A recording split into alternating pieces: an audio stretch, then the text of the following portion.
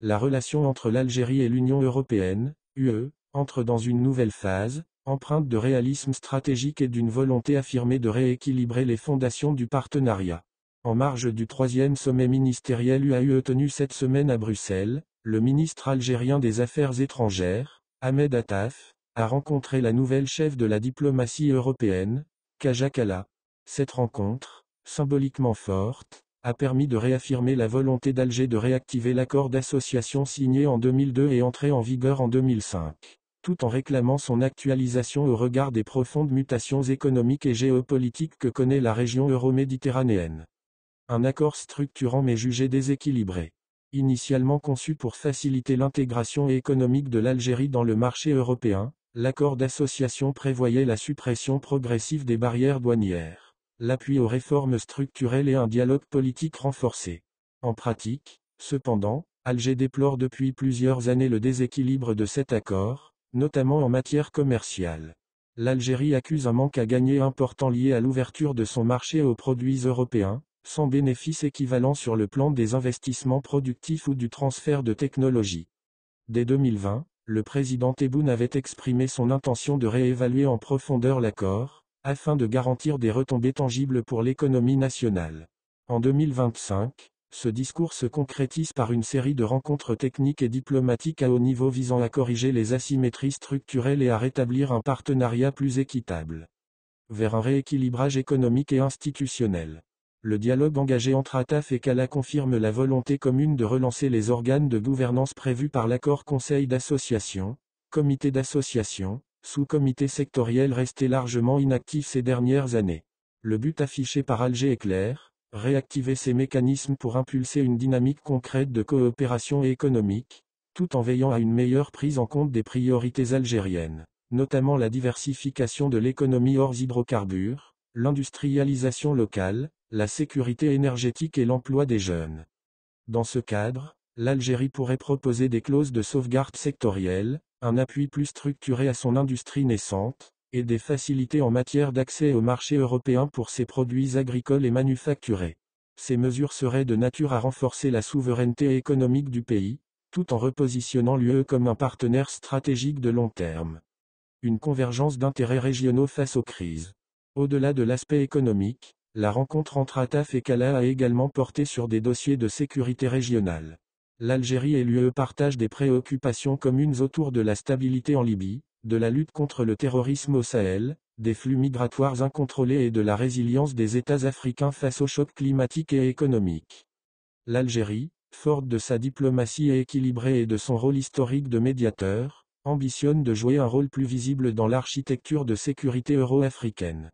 L'UE, quant à elle, voit en l'Algérie un partenaire crédible pour stabiliser son flanc sud, dans un contexte où les ingérences extérieures se multiplient, Russie, Turquie, Chine. Une relation à réinventer. Les mois à venir seront donc décisifs. La réussite du rééquilibrage de l'accord d'association dépendra non seulement de la volonté politique des deux parties, mais aussi de leur capacité à s'adapter à un monde multipolaire en pleine mutation. En ce sens, Alger envoie un signal fort. Elle ne renie pas ses alliances traditionnelles, mais exige désormais un partenariat fondé sur la réciprocité, le respect mutuel et les intérêts partagés.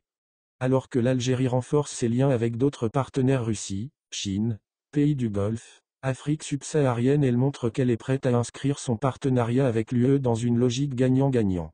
L'Europe, à l'heure de la transition énergétique et des reconfigurations stratégiques, aurait tout intérêt à saisir cette main tendue.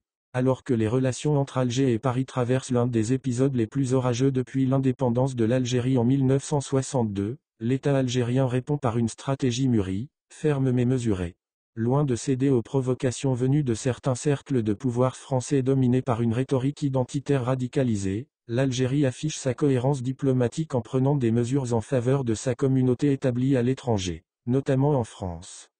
La crise actuelle, qualifiée par plusieurs observateurs comme la plus grave depuis l'indépendance, trouve ses racines dans un enchevêtrement d'incompréhension, de postures électoralistes et de résidus du passé colonial non encore purgés. L'instrumentalisation de l'Algérie à des fins de politique intérieure française est devenue, selon des diplomates algériens, un réflexe électoraliste que Paris ne parvient pas à abandonner, surtout à l'approche des élections présidentielles de 2027. Une extrême droite en embuscade, un exécutif français sous pression. La situation s'est brutalement aggravée après les déclarations provocatrices de Sophie Primas, porte-parole du gouvernement français, évoquant de potentielles mesures ciblées à l'encontre d'une partie de la diaspora algérienne. Ces propos, d'une tonalité inédite et jugés discriminatoires, ont choqué jusque dans les rangs de la diplomatie française. Ils illustrent la montée en puissance d'un courant xénophobe influent, à la manœuvre dans les coulisses de l'État français. Ce courant, souvent issu de la droite dure et de l'extrême droite, voit dans le dossier algérien un levier de division capable de galvaniser un électorat sensible au discours sur l'immigration, l'identité nationale et la sécurité.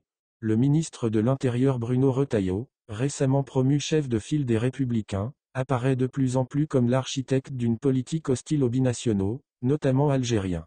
Son objectif, se positionner comme l'alternative identitaire à Macron en 2027.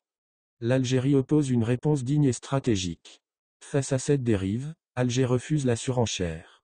Fidèle à sa tradition diplomatique fondée sur la souveraineté, le respect des engagements et la solidarité nationale, l'Algérie adopte une ligne de conduite claire, elle distingue les provocateurs des responsables raisonnables, et surtout, elle renforce ses liens avec sa diaspora, perçue non comme un outil d'influence mais comme une composante essentielle de la nation. Le 17 mai, le consulat d'Algérie à Nanterre a annoncé l'exemption de rendez-vous pour les demandes de visas familiaux déposées par les conjoints et enfants de ressortissants algériens. Cette décision concrète et humaine contraste fortement avec les entraves bureaucratiques croissantes mises en place par l'administration française.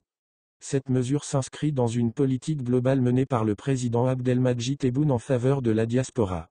Depuis son arrivée au pouvoir, le chef de l'État a multiplié les appels au renforcement du lien national avec les Algériens de l'étranger, tout en œuvrant à leur insertion dans le tissu économique, éducatif et diplomatique du pays. Une diaspora entre deux feux. La situation actuelle place des millions de Franco-Algériens dans une position délicate. Si certains s'intègrent pleinement à la société française, d'autres subissent de plein fouet les amalgames entre immigration, islam et délinquance véhiculés par certains médias et responsables politiques. Le risque d'un glissement vers une stigmatisation de masse est réel, d'autant plus que la majorité de ces citoyens sont nés en France et s'identifient à une double culture. La stratégie algérienne d'ouverture envers cette communauté vise à désamorcer ces tensions en montrant que le lien avec le pays d'origine reste fort, inclusif et bienveillant.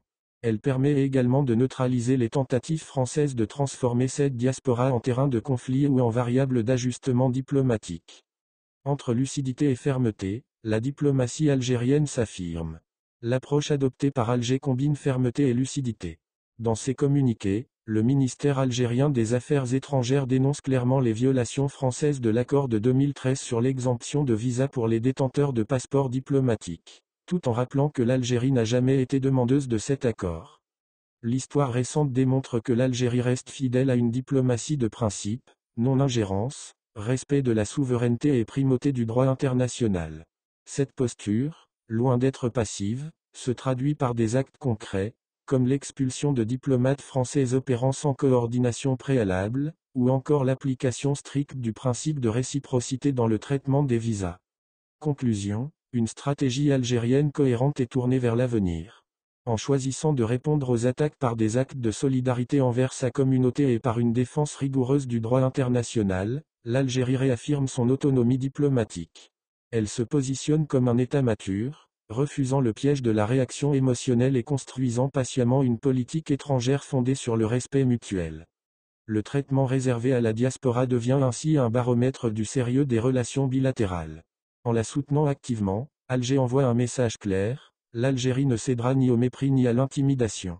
Au contraire, elle puise dans sa mémoire collective et sa vision de l'avenir les ressources pour défendre ses enfants, où qu'ils soient dans le monde.